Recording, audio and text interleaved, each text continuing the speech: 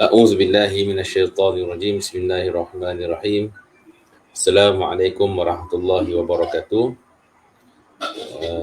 Para jemaah, para penonton yang dirahmati Allah Subhanahu wa taala. Insya-Allah sebentar lagi kita akan memulakan kuliah kita. Di sebelum tu mungkin sahabat-sahabat yang sedang menonton mungkin boleh respon sama ada suara saya jelas ataupun tidak, dan juga sementara itu juga boleh sama-sama kita sebar-sebarkan live kuliah kita pada malam ini. Mudah-mudahan lebih ramai yang akan beroleh manfaat daripada kuliah kita, insya-Allah. InsyaAllah tuan-tuan, sebentar lagi kita akan mulakan kuliah kita. Di sebentar tu mungkin saya boleh mohon bantuan tuan-tuan yang mungkin sedang menonton sama-sama kita untuk respon ataupun boleh kongsikan live kita pada malam ini. Mudah-mudahan ramai lagi yang boleh beroleh manfaat daripada perkongsian kita pada malam ini, insya-Allah.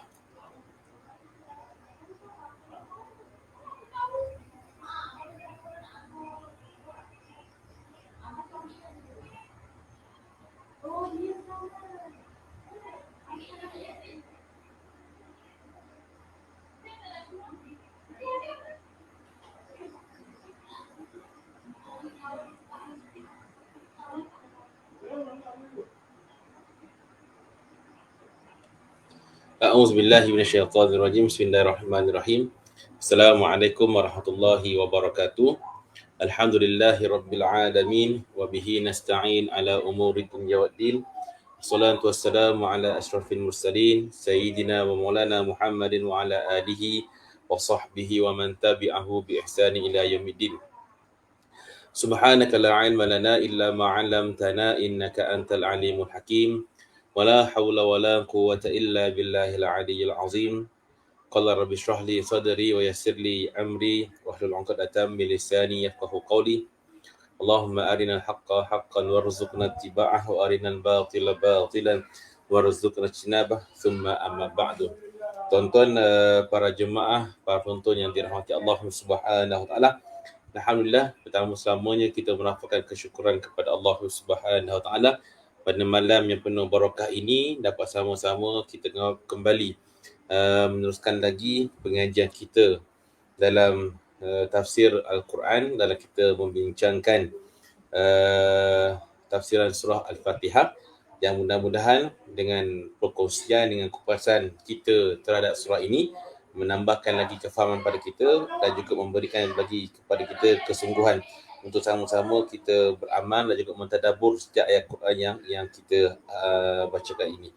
Jadi terlebih dahulu mari sama-sama kita mulakan kuliah kita dengan bacaan Ummul Kitab Al-Fatihah. A'udzubillahi minasyaitonirrajim. Bismillahirrahmanirrahim.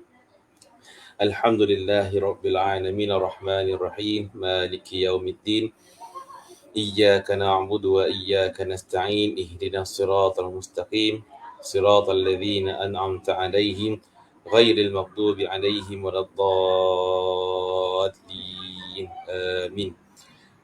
Baik tuan-tuan, para jemaah yang dirahmati Allah Subhanahu wa taala, yang lepas kita telah pun sampai kepada pembincangan surah Al-Fatihah.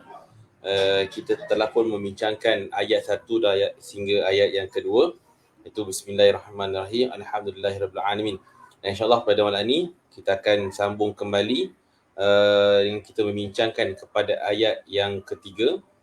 Kita nak masuk kembali kepada ayat yang ketiga, iaitu Ar-Rahmanir-Rahim.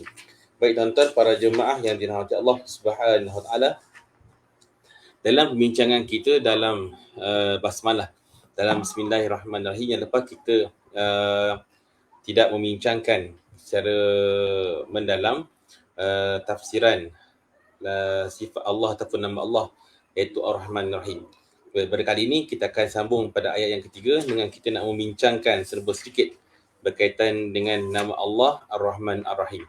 Baik tuan-tuan, para jemaah yang dirahmati Allah Subhanahu wa taala, bila disebutkan bahawa di sini disebutkan oleh dengan merujuk kepada kitab tafsir Al-Munir karangan Syekh Wahab Az-Zuhaili rahimahullah taala wa nafa'ana bi ulumihi fid darain Allahumma amin, bahawa nak ceritakan bahawa Ar-Rahman dan Ar-Rahim ini salah satu daripada nama-nama Allah. Kalau kita lihat daripada Asma'ul Husna itu, terdapat nama Ar-Rahman Ar-Rahim yang menggambarkan bahawa Ar-Rahman Ar-Rahim ini satu nama yang berpunca, yang berasal daripada sifat rahmat Allah Subhanahu wa taala. Maka dikatakan di sini bahawa apa?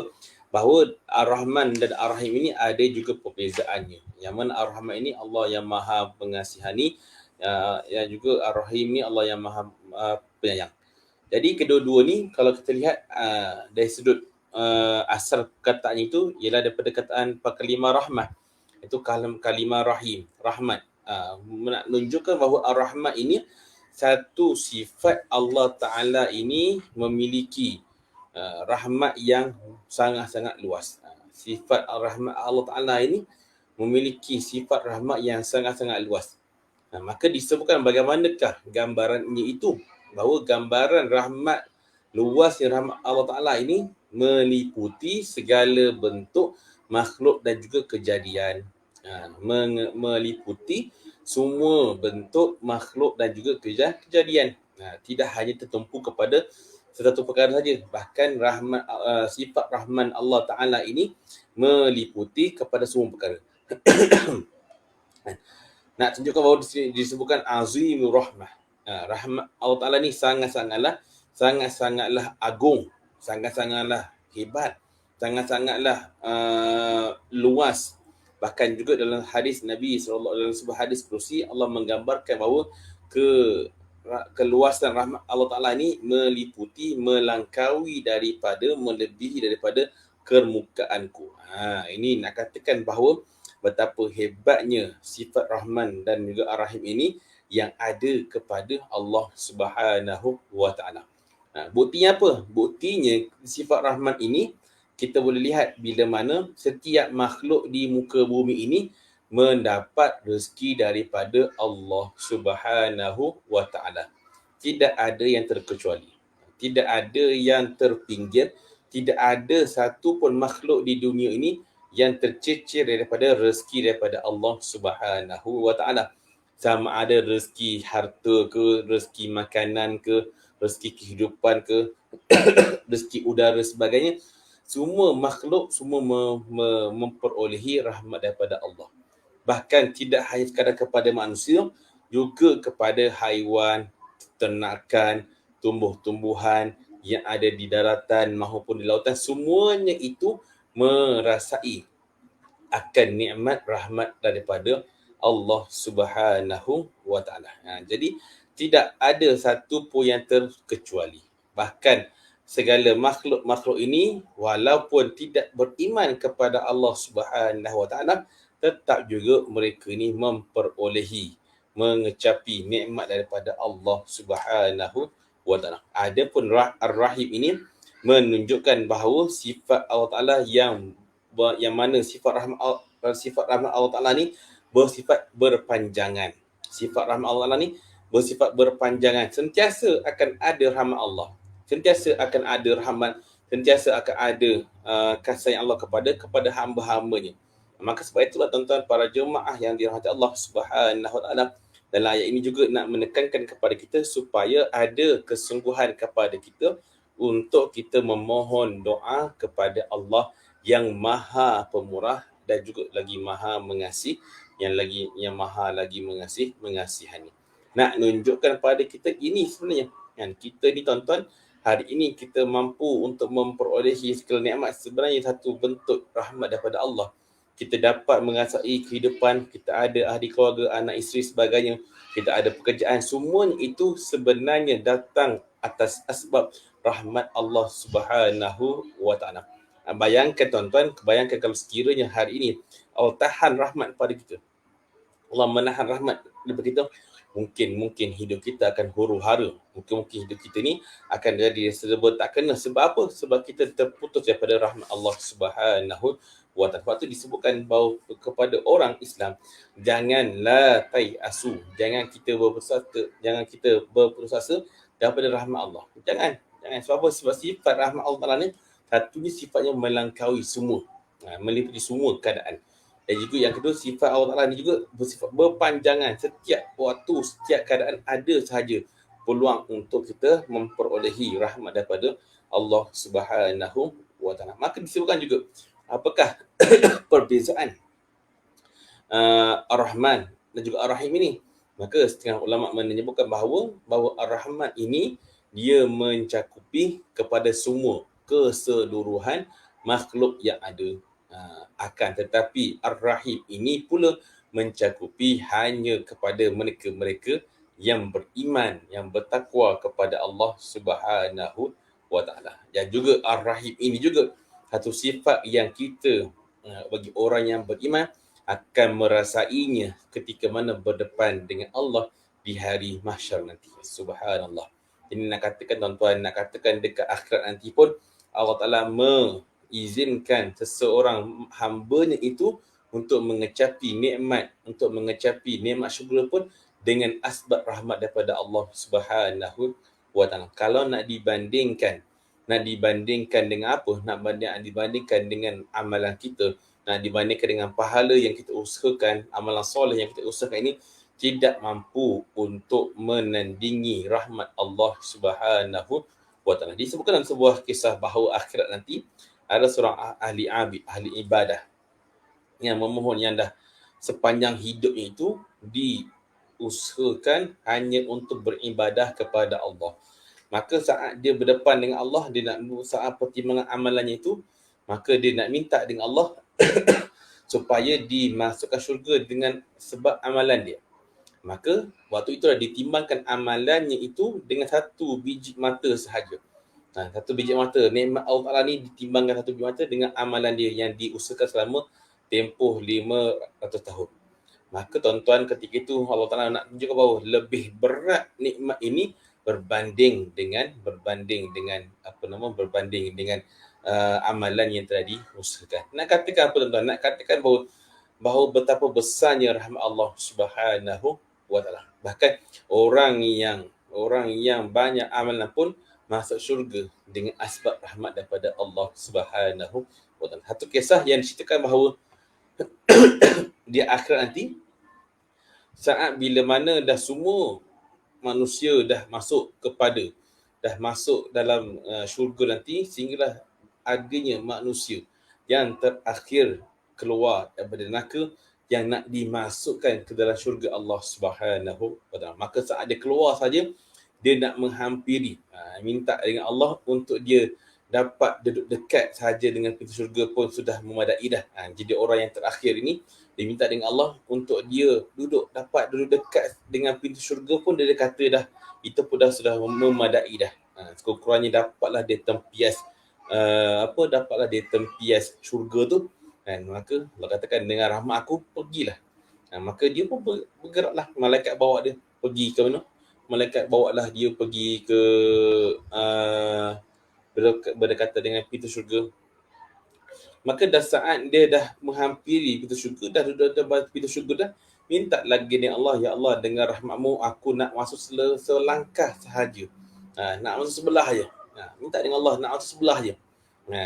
Separuh dekat luar, separuh dekat dalam, minta dengan Allah. Maka Allah pun mengizinkan, dengan rahmat aku masuklah separuh. Masuk separuh.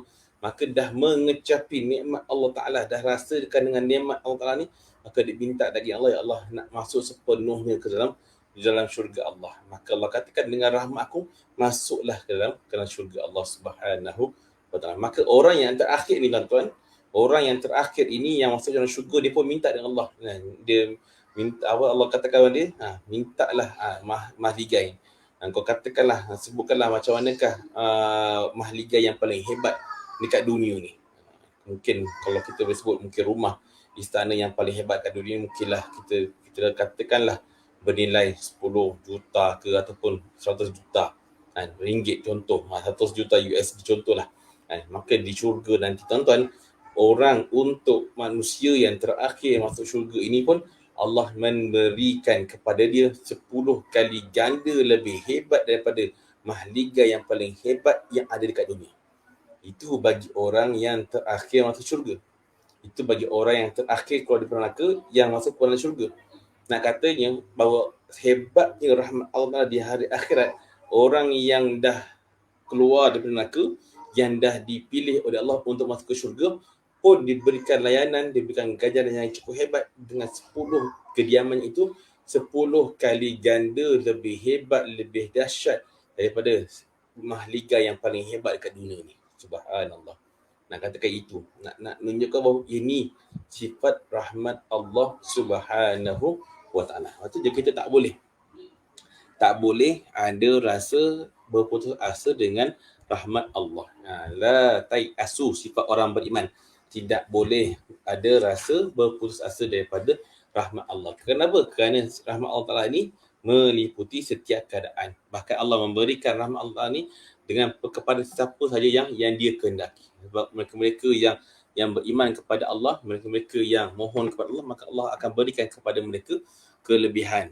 Bahkan juga orang-orang yang sentiasa mengharapkan rahmat daripada Allah, inilah ciri-ciri hamba-hamba Allah yang bertakwa. Maka dikatakan di sini bahawa Allah katakan bahawa Allah menyebutkan nama Ar-Rahman Ar-Rahim. Ar-Rahman Ar-Rahim nak tunjukkan bahawa di sinilah bahawa keluasan rahmat Allah Subhanahu wa taala. Tuan-tuan para jemaah, kadang-kadang kita ni tuan-tuan, kadang-kadang kita merasakan bahawa rahmat Allah ni tak sampai pada kita. Saat bila kita ni diuji oleh Allah. Saat kita dah ditimpa musibah, saat kita ni didatangi dengan satu ujian ataupun satu perkara yang membebankan kita. Waktu itu kita akan rasakan, ya Allah, jauhnya tak ada pun rahmatmu ya Allah. Lepas tu tuan-tuan ulama sebut, kalau satu musibah kita pandang dengan keredaan, dengan hati yang rela, maka musibah itu akan jadi asbab kita ni ditinggikan darjat, ditinggikan kedudukan kita di sisi Allah Subhanahu wa taala. Tapi kalau kita pandang satu musibah dengan satu perkara, dengan kita pandang ini satu perkara yang membebankan, maka makin jauhlah kita daripada Allah Subhanahu wa taala. Maka di sini disebutkan sini bahawa mudah-mudahan kita ni diberikan oleh Allah dengan untuk sentiasa kita ni memohon akan rahmat daripada Allah. Kenapa? Kerana rahmat ini tuan-tuan, pemiliknya hanyalah Allah. Pemilik rahmat ini hanyalah Allah Subhanahu wa taala. Kalau kita lihat juga dalam ayat Quran yang lain, Allah juga menggandingkan beberapa nama Allah ini dengan nama yang lain. Contoh, Ghafurur Rahim. Banyak ayat yang kalau kita baca Quran, kita jumpa perkalimah Ghafurur Rahim. Bahawa nak menggambarkan juga, kita masuk sikit, bahawa nak menggambarkan Allah Ta'ala punya kasih, punya sayang kepada hamba-hambanya ini setelah dia menerima taubat hamba-hambanya. Dia terima akan permintaan, permohonan taubat daripada hamba-hambanya. Allah juga mendatangkan juga sifat rahimnya itu kepada hamba-hambanya. Dah tak sekadar diampunkan dosa, bahkan juga ditambahkan lagi dengan kasih sayang Allah Subhanahu wa taala. Kita tuan-tuan kalau nak bandingkan dengan manusia, manusia ni tuan-tuan, saat dia bencikan orang, saat dia geram ataupun dia tak suka dengan orang, maka satu kebaikan pun dia tak akan dapat. Satu bencian dia, saat dia dah benci dengan orang, semua perkara dia akan nampak jahat. Sehingga kan menghapuskan kebaikan orang yang dibencinya itu. Tapi beza pula dengan Allah. Pandangan Allah, hamba-Nya itu banyak mana pun dosa-dosa yang dibuat, banyak macam mana pun kesalahan, maksiat yang dilakukan, tapi saat dia datang dengan Allah dengan satu kebaikan, yakni taubatan nasuha, maka Allah mampu nak menghapuskan kesemuanya, seolah-olah hamba itu tidak pernah melakukan dosa apa-apa kepada Allah. Itu tuan-tuan, kalau kita ingat dalam bulan Ramadan, satu doa yang sangat-sangat dianjurkan kepada kita untuk kita amalkan, iaitu Allahumma innaka afuun karim tuhibbul afwa fa'fu anna ya karim. Doa ini tuan-tuan disebutkan oleh para ulama bahawa kita minta dengan Allah untuk supaya Allah mengampunkan dosa-dosa kita. Tidak sekadar ampun tuan-tuan, tapi Allah menghapuskan dosa-dosa kita seolah-olah tidak pernah kita buat maksiat ataupun kita tidak pernah buat dosa tersebut. Ini nak kata hebatnya. Nak kata hebatnya Allah Ta'ala dalam memberikan keampunan kepada hamba-hambanya. Tidak terhenti hanya kepada waktu Ramadan, tapi bila mana dia mengamalkan doa itu, maka Allah mampu untuk menghilangkan dosa-dosa itu seolah-olah tak pernah dia buat dosa tersebut. Kalau manusia tuan-tuan, kalau manusia ni, kalau dia buat apa, kalau seseorang tu buat salah, dia ingat, kau ingat kau buat hari ni, kau buat aku, sampai kiamat aku ingat dosa kau pada aku. Itu dendam. Dendam manusia. Kau hari ni, kau guna-gunakan, kau buat satu benda tak baik dengan keluarga aku, aku ingat apa yang kau buat. Itu manusia. Manusia ingat. Tapi bagi Allah Ta'ala, saat dia datang kepada hamba yang datang kepada Allah Ta'ala dalam keadaan membawa 1000 ataupun jutaan beban dosa itu, minta ampun dengan Allah, maka Allah datangkan keampunan, dan juga boleh jadi juga Allah memberikan keampunan itu seolah-olah hambanya itu tidak pernah melakukan dosa tersebut. Ini antara kehebatan rahmat Allah Subhanahu wa Ta'ala. Baik, itu perbahasan berkaitan ataupun huraian berkaitan dengan ayat Ar-Rahman Ar-Rahim.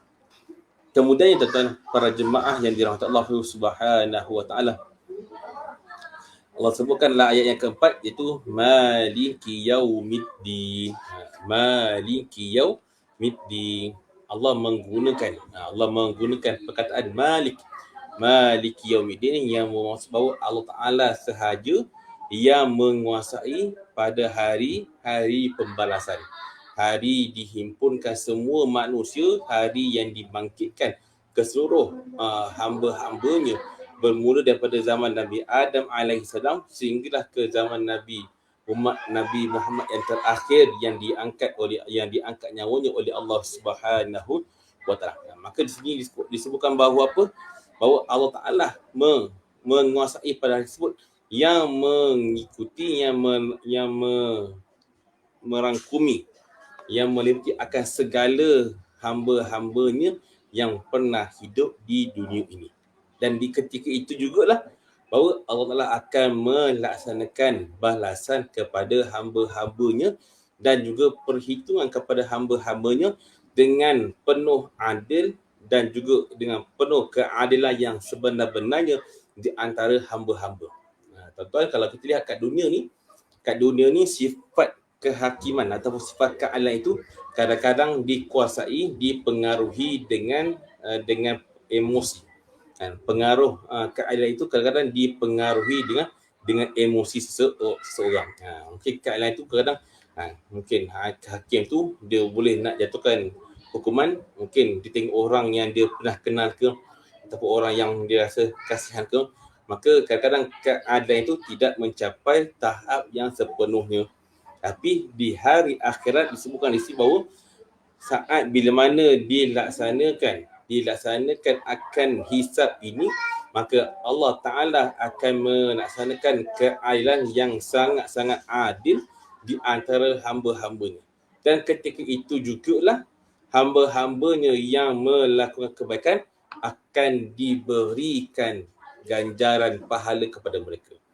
Tapi bagi orang-orang yang melakukan kejahatan, dekat dunia adanya maksiat, dekat dunia adanya kemungkaran, maka di hari akhir itu jugalah akan dilaksanakan balasan iqab kepada mereka. Tuan-tuan, kalau kat dunia ni sebab tu, kalau kita lihat kadang-kadang ada orang yang kita tahu salah tapi kadang-kadang dia boleh terlepas. Sebab apa? Sebab dekat mahkamah dunia ini kadang-kadang boleh dipengaruhi oleh emosi dan juga boleh dipengaruhi dengan kuasa. Tapi di hari akhir Allah Ta'ala itu tidak ada perkara-perkara yang mampu untuk mempengaruhi keadilan Allah Subhanahu wa Ta'ala. Sebab itu dalam surah Yasin, Allah sebutkan bahawa al-yawma nakhtimu ala afwahihim wa tukallimuna aydihim wa tashhadu arjuluhum bima kanu yaksibun. Allah memberikan gambaran bahawa hari akhirat itu al-yauma nakhtimu ala afwahim, hari ini yakni hari kiamat kami kunci serapat-rapatnya mulut-mulut mereka. Al-yauma nakhtimu ala afwahihim. Dikunci rapat-rapat mulut. Siapa dekat dunia ni mulut manusia ni mudah nak cakap benar dan juga mudah nak cakap benda bohong. Lidah ni tuan-tuan, lidah kita ni lidah yang tak bertulang, antara satu anggota yang tidak bertulang. Jadi dia boleh cakap, dia boleh nak berbohong, dia boleh nak katakan apa-apa. Dan juga di hari akhirat Allah mengunci serapat-rapatnya lidah ni sehingga tidak boleh nak kata apa-apa. Liyauma nakhtimu ala afwahihim. Tutup rapat-rapat. Nak tipu tak boleh dah. Nak kata apa tak boleh dah. Sebab apa? Waktu itu al-yauma nakhtimu ala afwahihim wa tukallimuna aydihim. Yang cakap ketika itu adalah tangan-tangan. Tangan-tangan ni akan berkata-kata di depan Allah Subhanahu wa taala. Tangan-tangan inilah yang akan kata-kata. Dia pernah buat masa servis sedemikian, pernah buat solat sedemikian. Wa tashhadu arjuluhum, dan kaki-kaki pula akan menjadi saksi kepada mereka. Tu hari akhirat. Wa tashhadu arjuluhum bima kanu yaksibun, dengan apa yang mereka telah usahakan dahulu.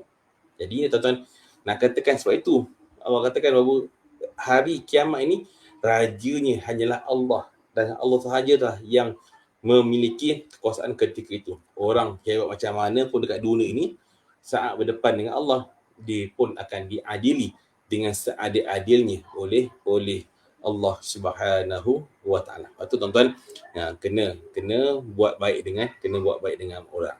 Kena buat baik dengan sesama manusia. Sebab keadilan itu hari akhir nanti, keadilan itu sangat-sangatlah hebat. Keadilan Allah itu sangat-sangatlah hebat. Kalau hari ini kita nak masuk mahkamah, kita nak datangkan bukti. Kadang-kadang ada bukti yang tak cukup, ada bukti yang tak lengkap. Tapi di depan Allah Ta'ala nanti, semuanya itu ada saksinya. Semua amalan, semua tindakan, semua perbuatan kita itu ada saksi-saksinya. Tidak saksi manusia, saksi kiri kanan kita ni iaitu malaikat raqib dan atid, itulah yang menjadi saksi di depan Allah dengan catatan amalan yang telah kita lakukan. Lepas tu Allah menegaskan bahawa maliki yaumiddin ini, bahawa di hari akhir itu hanya Allah Ta'ala sahaja yang berkuasa ketika itu. Bahkan juga tuan-tuan para jemaah yang dirahmati Allah Subhanahu Wa Ta'ala, nak memberikan bantuan itu pun itu datang daripada Allah. Nak memberikan bantuan, nak memberikan syafaat itu juga datang daripada Allah Subhanahu wa taala. Lepas tu tuan-tuan, kita kena usaha. Kena usaha, kena belajar, kena cuba usahakan dalam diri kita untuk menjadi hamba-hamba Allah yang memperolehi bantuan, syafaat dan juga naungan daripada Allah Subhanahu wa taala. Maliki yaumiddin. Kemudian tuan-tuan para jemaah yang dirahmati Allah Subhanahu wa taala, Allah nyatakan pada ayat yang kelima, iyyaka na'budu wa iyyaka nasta'in. Iyyaka na'budu wa iyyaka nasta'in. Bahawa pada ayat ini Allah Ta'ala nak menyebutkan bahawa sifat-sifat ataupun satu bentuk kehambaan yang perlu ada pada diri kita. Satu sifat kehambaan yang perlu ada dalam diri kita untuk kita laksanakan sebagai tanda rendahnya kita depan Allah, tanda rendahnya kita, kerdilnya kita, hinanya kita di depan Allah. Dengan apa? Dengan kita sentiasa memohon pertolongan hanya kepada Allah Subhanahu wa taala. Maka disebutkan sini bahawa kalau dah sekiranya kita melaksanakan, kita menjadikan Allah Ta'ala tempat pergantungan kita semata-mata, maka itulah tanda kerendahan hati yang sempurna. Tuan-tuan, kalau kita ni tuan-tuan, kita ni kadang-kadang kita ni rasa berat nak mohon doa kepada Allah. Kenapa? Kadang-kadang kita rasa doa kita itu, kadang-kadang kita rasa tak dimakbulkan oleh Allah. Macam mana doa kita nak makbul kalau kita pun doa tak sungguh-sungguh? Macam mana kita nak permintaan kita, doa kita itu nak dimakbulkan sedangkan kita pun tak menjaga adab kita dengan Allah Subhanahu Wa Taala. Maka sebab tu kita sebutkan sini bahawa kalau kita mampu untuk merendahkan diri kita, kita tunduk sungguh-sungguh, kita merayu kepada Allah sungguh-sungguh, kita mengakui kelemahan kita sungguh-sungguh, maka mustahil bagi Allah itu untuk menolak doa kita, juga untuk tidak memperkenankan hajat kita. Tapi kalau kita doa dalam keadaan kita masih lagi ada ego kita, kita doa masih lagi dalam hati kita ni ada rasa riak, takabur dalam hati kita ni kepada Allah, kita hanya doa tu seolah kita hanya doa, tidak datang daripada hati kita, tidak ada kesungguhan kita, maka waktu itu kalau sekiranya doa itu tidak dimakbulkan oleh Allah, janganlah kita menyalahkan Allah Subhanahu Wa Taala. Sebab kita ni tuan-tuan, kalau kita dengan manusia pun kita sungguh-sungguh kan, jumpa bos kita ke, kita nak minta ke, nak minta apa, nak minta naik gaji ke kan, kita nak minta dengan bos kita, ataupun seorang anak nak minta dengan ayahnya kan, seorang anak nak minta dengan, nak jumpa dengan ibunya, nak minta dia belikan mainan. Tengok anak-anak kecil kita kan, anak kecil kita kan, nak satu benda, rengit, meraung-raung, nangis-nangis kan, nangis-nangis orang-orang. Itu nak tunjukkan kesungguhan anak kecil ni nak minta dengan ibu ayah supaya dia berikan mainan. Jadi mak ayah ni tengok, anak aku dah nangis, dah meronta ni, dia pun belikanlah mainan untuk si anaknya. Tapi hari ni kita ni dengan Allah hanya usahakan nangis, doa pun kadang-kadang kita tak faham. Doa pun kadang-kadang kita tak faham. Imam baca doa kat depan, kita duduk sembang dekat belakang. Ini pun masalah. Imam baca doa dekat depan, imam baca doa untuk kesejahteraan, imam baca doa untuk minta perlindungan. Lebih-lebih lagi pada waktu zaman COVID ini, kita pun doa acuh tak acuh, amin pun tidak kan, bahkan sembang dengan jemaah yang lain. Ini satu kesilapan. Waktu kita nak doa dengan Allah Ta'ala ni, mestilah dengan penuh kesungguhan dan juga penuh dengan adab kepada Allah. Contohlah tuan-tuan, kita ni tulis surat kan, kita tulis surat nak mohon permohonan, kita nak mohon bantuan lah contohan, kita akan menggunakan ayat yang paling cantik, yang paling lunak untuk kita memikat hati orang yang nak memberikan sumbangan pada kita. Samalah juga kita dengan Allah. Nak minta dengan Allah, puji-puji Allah, kena mengagungkan Allah, kena membesarkan Allah, dan juga kenalah merendahkan diri depan Allah. Maka kenalah selawat kepada Nabi, barulah ada keberkatan, ada peluang doa kita itu ditunaikan, dimakbulkan oleh Allah Subhanahu Wa Taala. Ini tuan-tuan, kadang-kadang kita terlalu pandang dalam bab adab berdoa kepada Allah. Kadang-kadang kita lebih tergesa-gesa dalam berdoa. Kita doa pun tak faham tuan-tuan. Pula tak faham, kita pula tergesa-gesa dalam berdoa. Maka kita takut-takut hilang keberkatan dalam kita berdoa. Dan juga disebutkan sini bahawa dan dalam ayat ini juga kita nak ditekankan oleh pengarang dalam tafsir ini, menyebutkan bahawa kita tidak menjadikan permintaan bantuan itu hanya kepada Allah. Hanya kepada Allah kita minta bantuan. Dan juga kita tidak meletakkan harapan kita ini hanya kepada Allah Subhanahu Wa Taala. Ini letakkan harapan, kita memohon bantuan, kita merendahkan diri hanya senyum kepada Allah. Itu tuan-tuan, kalau kita sebut iyyaka, itu penegasan. Penegasan. Dalam ada iyyaka tu, ada perkataan tu pula mengandungi satu syiddah, lafaz tanda sabdu tu nak menekankan iyyaka. Itu kita kena baca tu, tekan sikit, iyyaka na'budu wa iyyaka nasta'in. Jangan kita baca iyyaka na'budu wa iyyaka, tak apa penekanan. Sebab itulah kita nak tekankan sungguh-sungguh hanya kepada Allah kita mohon pertolongan. Dan juga hanya kepada Allah kita meletakkan penyembahan kepada Allah, tidak kepada lain. Maka kat sini yang sebut apa? Meletakkan penyembahan kita ini hanya kepada Allah sahaja semata-mata. Illa iyyah. Tidak ada perkara lain. Tidak ada perkara-perkara yang lain. Tidak ada yang sama dengan yang lain. Hanya kepada Allah Ta'ala sahaja dah kita sembah. Hanya kepada Allah Ta'ala sahaja yang kita meletakkan kehambaan kepada dengan cara apa? Dengan cara penuh keikhlasan. Dengan cara penuh keikhlasan. Dan juga dengan cara apa? Dengan cara penuh pengagungan kepada Allah Subhanahu wa Ta'ala. Kenapa? Kerana Allah Ta'ala sahaja yang berhak untuk kita berikan pengagungan. Tak boleh tuan-tuan, tak boleh kita nak menyamakan, tak boleh kita nak memberikan keagungan ini selain daripada Allah. Tuan-tuan, kadang-kadang dalam hidup kita ni, kadang-kadang lidah kita ni terbiasa.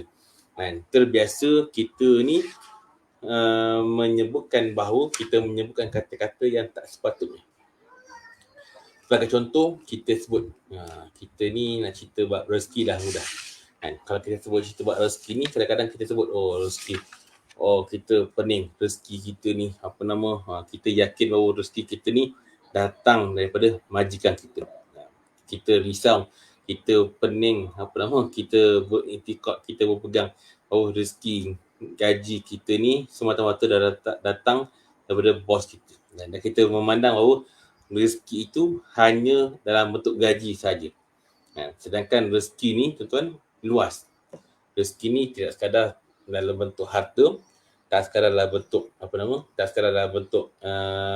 duit sebagainya, tapi rezeki ni datang dalam bentuk yang pelbagai. Kesihatan yang baik pun rezeki, anak isteri yang soleh-solehah pun rezeki, ada kediaman yang selamat pun rezeki, ada kenderaan yang baik pun rezeki.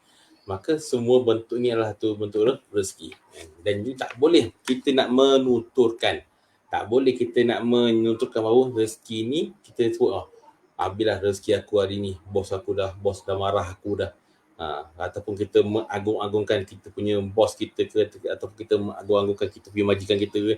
Dengan kalau tak kerana bos kita ni tak makan kita bulan ni. Ni satu. Kena jaga. Kadang-kadang lidah kita ni mudah nak menuturkan sedemikian. Kalaulah bos kita tak bagi kita kerja, tak bagi kita gaji ni, tak makanlah kita bulan ni. Ni kena jaga-jaga. Kena jaga sebab apa? Sebab apa? Bahawa rezeki ini urusannya daripada Allah. Rezeki ni adalah urusan daripada Allah. Tak boleh kita nak menyamakan punca rezeki, ataupun tak boleh kita nak menyamakan tugasan Allah ni sama dengan makhluk yang lain. Lepas tu tuan-tuan kena jaga baik-baik. Kena jaga pertuturan, kena jaga kita punya percakapan. Sebab itu juga berkait dengan akidah kita kepada Allah dan juga boleh memberi kesan kepada iman kita kepada Allah Subhanahu wa Ta'ala. Maka ditekankan sini bahawa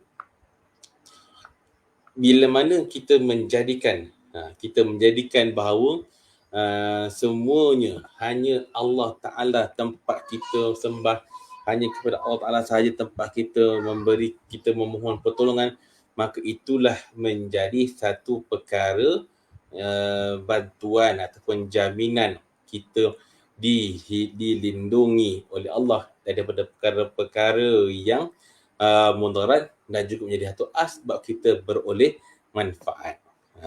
Ni tuan-tuan.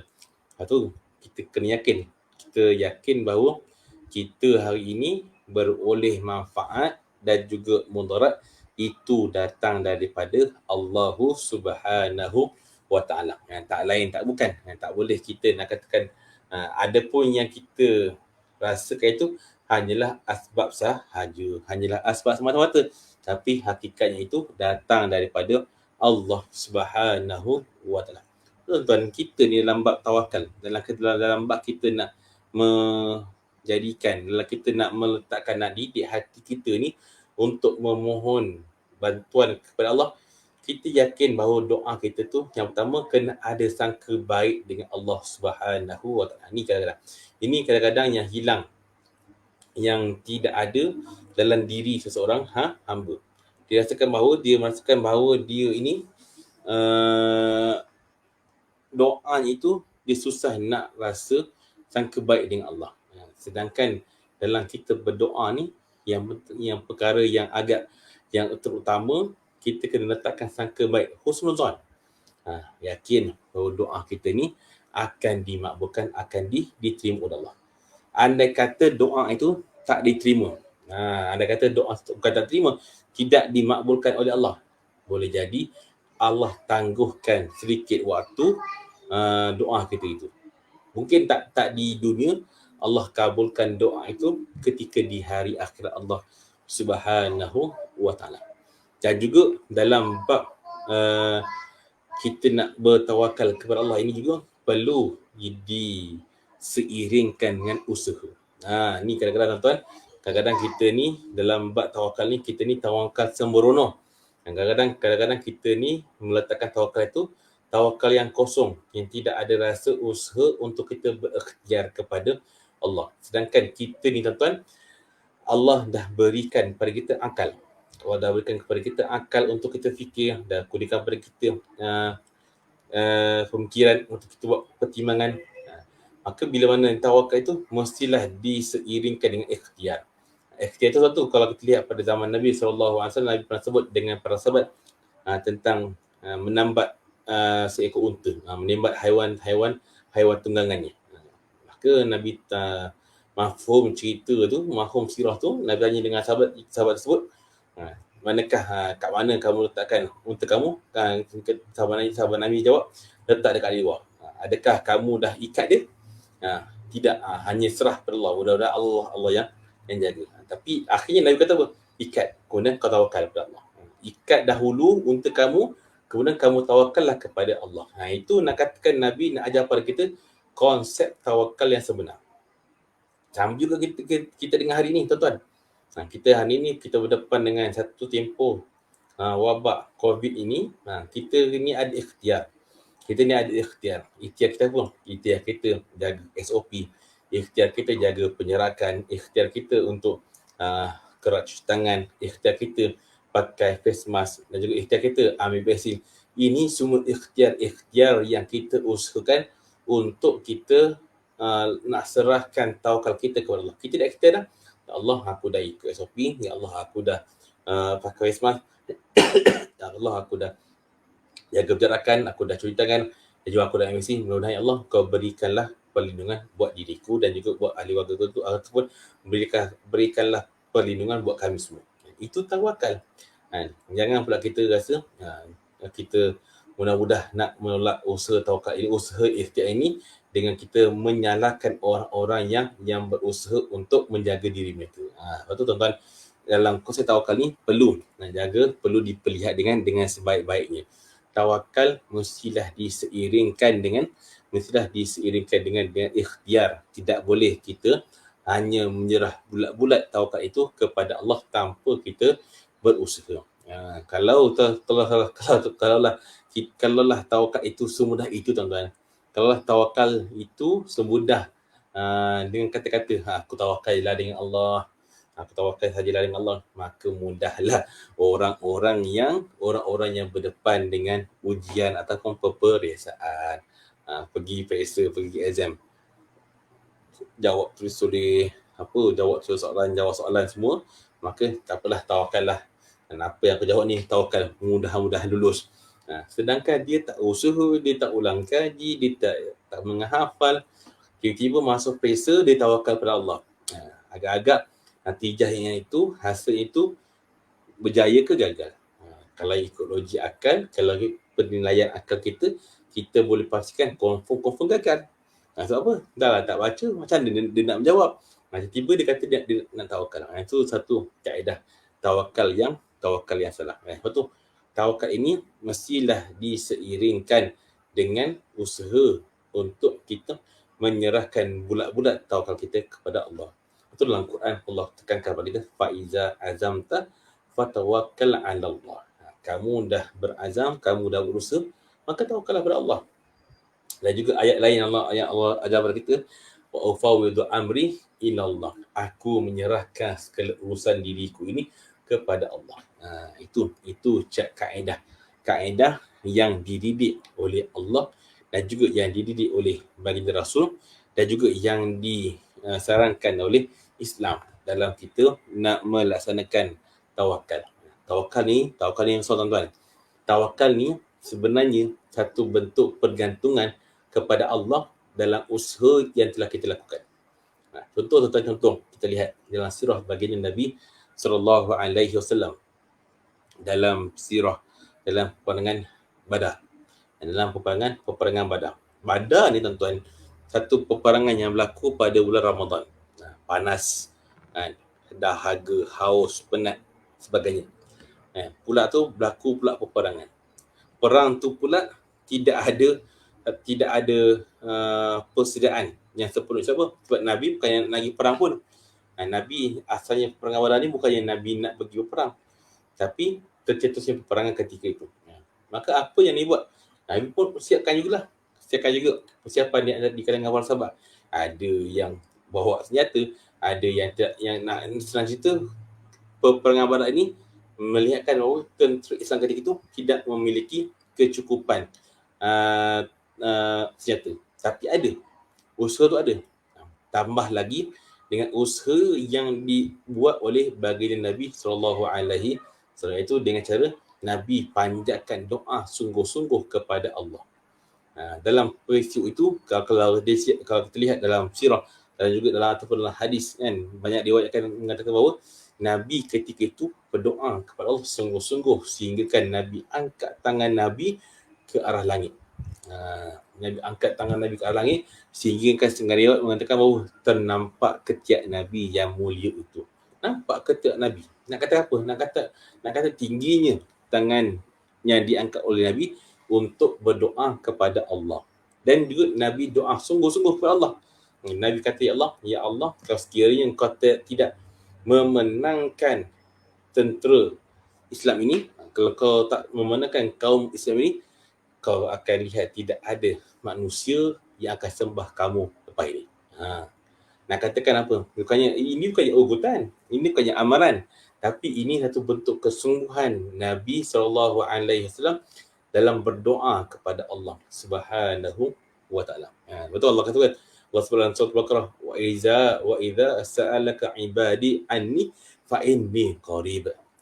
Apabila hamba-Ku tanyakan tentang aku, katakanlah bahawa fa inni qarib, sesungguhnya ni aku ni sangatlah dekat. Lepas tu tuan-tuan, berdoa ni kita yakin bahawa Allah tu dekat dengan kita, dan yakin bahawa Allah Ta'ala itu akan memakbulkan doa kita sama ada cepat ataupun lambat.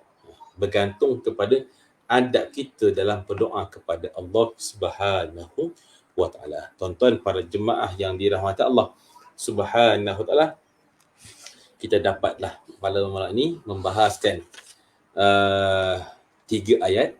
Ayat yang kedua sehingga ayat yang kelima.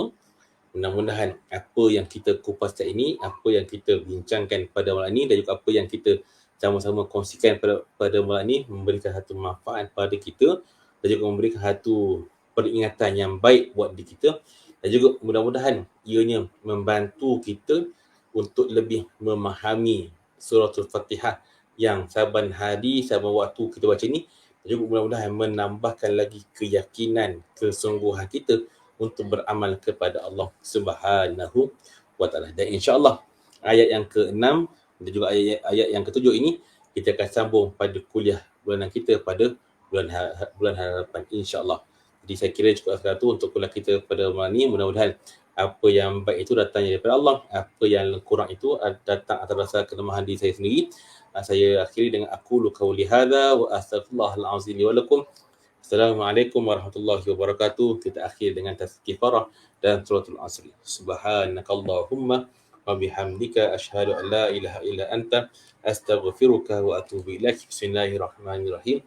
Wal 'asri innal insana lafi khusr illa alladhina amanu wa 'amilus solihat wa tawasaw bil haqqi wa tawasaw bis sabr. Sadaqallahul azim.